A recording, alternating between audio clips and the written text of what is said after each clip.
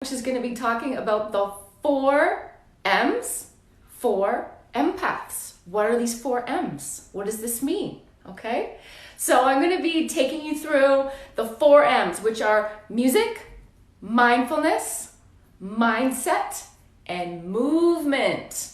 And all of these things help to regulate our nervous systems, because empathic people, our nervous systems are very dysregulated. They're kind of shot. Our nerves are shot, right? You're hypervigilant, you're all over the place, and you're unable to regulate your own emotional states, which stems back to your nervous system. So we have the autonomic nervous system. The autonomic nervous system is comprised of two other systems: the sympathetic nervous system, which is responsible for that fight or flight response, and then the parasympathetic nervous system, which is calming, which is more, relaxed state that we want to get to. So I'm going to tell you how the 4M's, the music, mindset, movement, and mindfulness all help us to regulate our nervous system. This is really important. So let's get into it, shall we? And if you have some questions, I'm going to pause after I talk about each one, and I'll check the questions to see if there's any questions that relate to that. And yeah, a lot of anxiety, Heather. This is relating to your nervous system, and how do we stimulate the parasympathetic nervous system that allows us to rest and digest and be at a calmer state to relieve this anxiety. And the first one I want to talk about is music. Some of you might know that, I've in the last few years got into DJing and mixing music, because music has been such a huge part of my life. And I think some of these things that we adopt from a very young age, as empaths, and we don't really know, but we intuitively know that these are very healing modalities for us. We don't know how it all works out, but the truth is that music is something that stimulates our vagus nerve. Aha! And the vagus nerve is responsible for that parasympathetic nervous system response. And how do you stimulate that vagus nerve that's in your neck? Well, music comes into play by singing. Aha! When we sing, when we hum, even listening to music stimulates the eardrums, which are connected to that vagus nerve. And listening to binaural beats, vibrational frequencies, right? When you have those sound baths that are emitting a certain vibrational frequency, a certain sound vibration that is stimulating that inner ear that's connected to your vagus nerve. So sometimes even just doing like a singing in the car, humming to yourself, singing to yourself, that's gonna calm your nervous system down. Listening to music and those frequencies that I mentioned, 432 hertz, that's the one that you want to go to. That is the natural vibration of the earth, 432 hertz. So you want to stimulate that vagus nerve that stimulates the parasympathetic nervous system, that allows us to get into that rest and digest mode of feeling more relaxed, relieving our anxiety, reducing that stress, reducing our cortisol levels. You can also experience a sense of calm through tying in mindfulness, mindful listening, right? So we're going to move in and talk about mindfulness here for a moment. Let's get into the definition of mindfulness, okay? It is the practice, because it's a practice, okay? It's a practice of being in the present moment on purpose, without judgment. And that without judgment piece is so important, okay? The without judgment, which allows this acceptance. And now mindfulness comes in two different forms. There's the formal practice of mindfulness, which is meditation. And you can imagine how meditation assists to regulate our nervous system. It purposefully tells us an intention, because I heard the word intention here a lot, intention to slow down and to be mindful of what? Well, of your surroundings, of your five senses, of where you are in the here and now, and also mindful of your breath. So, sometimes people will take maybe like 10 to 13 breaths a minute.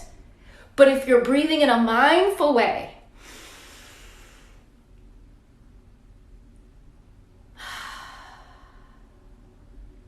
maybe you take 6 breaths a minute. And breathing from that diaphragm, filling up the belly, opening up the rib cage, filling up your chest, taking that breath all the way to the top of your head and just holding it there and knowing that your body is fully oxygenated and releasing that breath, tuning into the breath as an object of your attention sends a message to the brain that you're safe. Because we got this amygdala in there. The amygdala? The amygdala is also part of that fight or flight response. It's like a candle that's burning with a little flame, because the amygdala is like this little almond shape, right? And so when we get all hyped up, the amygdala fires off, and sometimes the amygdala fires off when there's no threat.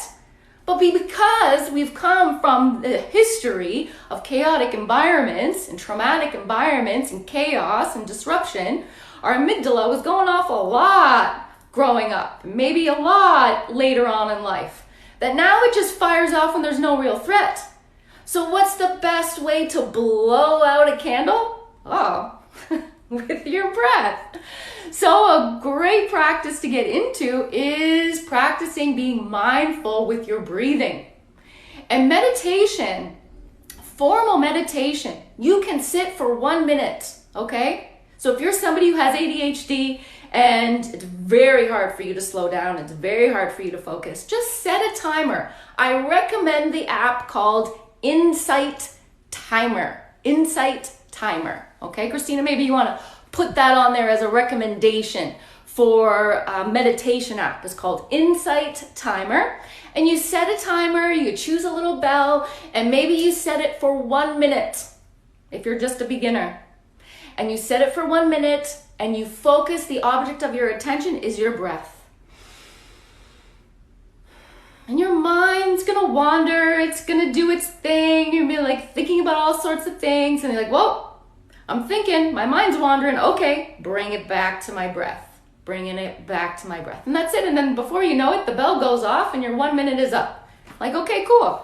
And maybe you practice just doing 1 minute. Every day you take a mindful minute in your day while you're sitting at your desk and you're scrolling mindlessly on social media. Let that be your cue to be like, hey, you know what? Let me go click on the Insight Timer. Let me just do 1 minute and just sit here and focus on my breath. And what will happen is you'll start to train your body how to regulate its nervous system. It will know it's time to settle down. It's time to chill. It's time to reduce some stress. And 1 minute might turn into 5 minutes. And then 5 minutes, the bell goes off and you're like, ooh, I want more. And so the next time you do 10, and maybe you do 20, and maybe you do 40, maybe you sit for a whole hour, okay? But it starts with 1 minute. So I challenge all of you to practice a mindful minute of meditation every day, okay? And that's the formal practice of meditation. Then there's the formal practice rather of mindfulness. Then there's the informal practice of mindfulness, and that is mindful living. So when you're doing your laundry, you are in the present moment of doing your laundry on purpose, without judgment. You are fully there. Oh, look at this nice shirt. Yep, we're gonna wash this, separating my whites and my darks, and you're fully in it. When you're emptying the dishwasher, you're fully in that moment. When you're going for a walk out in nature, you're fully in that moment. That's the informal practice of mindfulness, is being in the here and now. In this moment, using your 5 senses. What do I see? What do I hear? What do I taste? What do I smell? What do I feel? And when you feel like you are getting a little bit out of sorts and you're feeling a little frazzled, this is an excellent exercise. Maybe you take yourself into the bathroom, you run some cold water under your hands, you start to stimulate the parasympathetic nervous system that allows you to calm down, So you're feeling the cold water on your hands, you're looking at yourself, you're reminding yourself what day it is today, you're telling yourself you're safe in this moment right now. The tiger is not coming to eat you. Okay? Yes. So mindfulness is one of those practices. It's a practice, right? It's a practice. You hear me say this all the time. Practice doesn't make perfect. It makes progress, right? Practice makes progress. So talking about movement. Aha. So moving our bodies, as you know, I don't like to use the word exercise because sometimes exercise has this connotation of like, oh, I gotta go to the gym and it's a chore.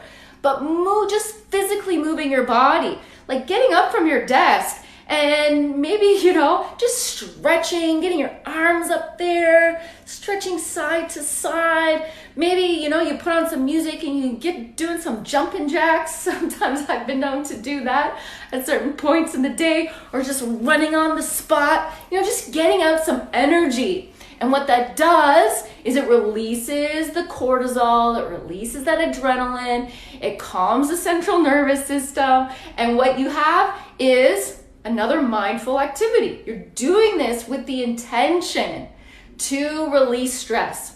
And the thing is here, I don't know if you guys are familiar with Dr. Joe Dispenza.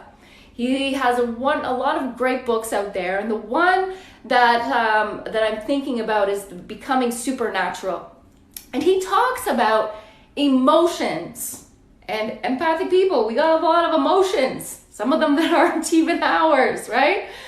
He talks about emotions being energy in motion. So we absolutely have to be moving our bodies on a regular basis. Whether it's going for a walk, whether it's just doing some stretching or some yoga, whether it's actually doing some cardio, playing sports, going and playing tennis, shooting some hoops, dancing, riding your bike, going for a swim. Like there's so many different things that we can do to be active. It could also be, many of you know that I just moved to another residence. So holy smokes, like there was a lot of movement that I was undergoing for the last week. And, I didn't need to do anything else except for some stretching. So some stretching and packing boxes and unpacking boxes and lugging things up the stairs.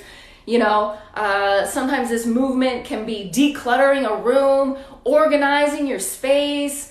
There's lots of different ways for us to engage in physically moving of our bodies. Okay, so as highly empathic people who are struggling to release trauma from your body, movement is key. Okay, and you see how all of these things are very connected, because once you put on some music, you set that mindful intention and you start moving your body. Wow, you're really maximizing your potential at that point, right? So the last one is mindset. Aha. So why is mindset important for your nervous system? Well, you can imagine a lot of the ways we are thinking, our thoughts hold energy, okay? And our thoughts are very powerful.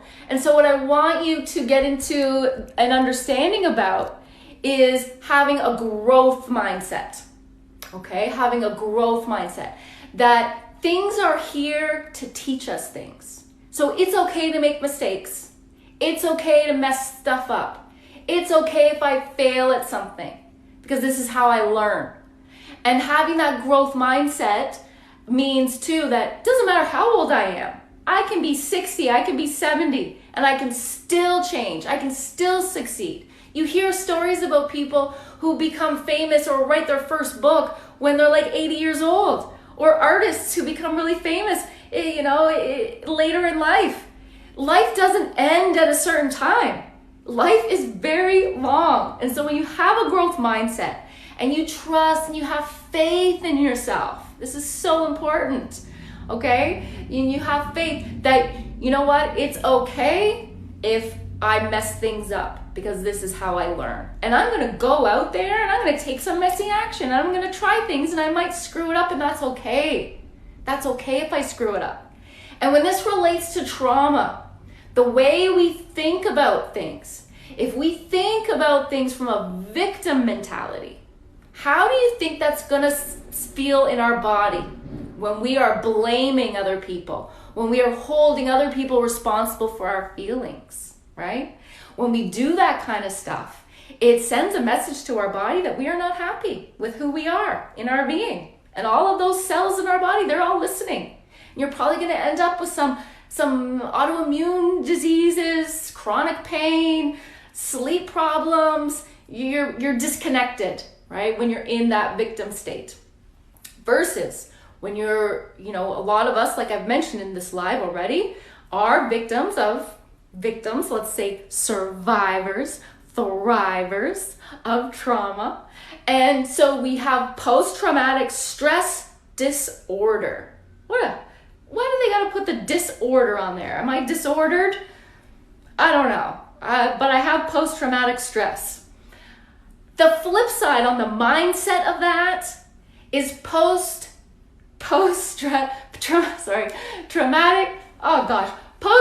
stress. Why can't I talk right now? It must be close to the hour and my words are mumbling. Post-traumatic growth. Okay? Post-traumatic growth. That this terrible, awful stuff that happened to me happened for me. It didn't happen to me. It happened for me. And I know that this is really hard for people to wrap their head around. How is it that the terrible things that happened to me and this abuse and the loss that I experienced as a child or later in life, how is that happening for me? Yeah, I know. It's hard to wrap your head around that it's here to build my own character. It's here to tap into my hidden potential. It's here to make me more of an accepting individual because I had these things happen for me, because it's going to lead me towards something else in life, whatever that might be, right? For me, it's allowed me to be here with all of you now. It's allowed me to pass on my experience and to pass on my knowledge so that I can help others. So the trauma that I experienced in life, I'm not wishing it away. I'm not blaming it on anyone. I'm not having any regret. I'm actually very grateful, and I can have gratitude for it because it's brought me where I am now with a lot of hard work, I tell you, okay? It doesn't come easy, but I invest in myself because I have a growth mindset. I don't have a scarcity mindset. My mindset is anything is possible. I can do anything. Some people have a fixed mindset. We're like, this is just how I am. I can't change. There's nothing I can do about it. This is too hard. This won't work for me. There's no point in trying. I'm too old. I tried and it doesn't work. This doesn't work for me. Okay, that's a fixed mindset, and you're gonna get nowhere with that. So you gotta develop a mindset of abundance, a mindset of growth mindset. All right? Cool. So that's all I have for today. Just to summarize, these 4 M's, don't forget. Movement, get it in every day. Mindfulness, make sure you're checking in and taking a mindful minute, at least, to be in the here and now without judgment. Movement and music, lovely combination. Music is very important, okay? So be aware of what you're listening to. Be aware of what those lyrics are that are coming into your subconscious programming, okay? Tuning into the vibrational frequency, those hertz that you can listen to. And finally, your mindset. Check your thinking. And if you really want to take your game up and step it up, come and join me in my 8-week program, okay? People are experiencing massive transformation. My program isn't just about learning healthy boundaries. It is so much more, so life-changing. You won't regret it. You will not, okay? I've probably coached about, let's say, 60 people in the last 18 months. Every single one of them have experienced success and change, and most have experienced drastic transformation in their lives. All right, that's all I got, everybody. Have a great afternoon. Namaste.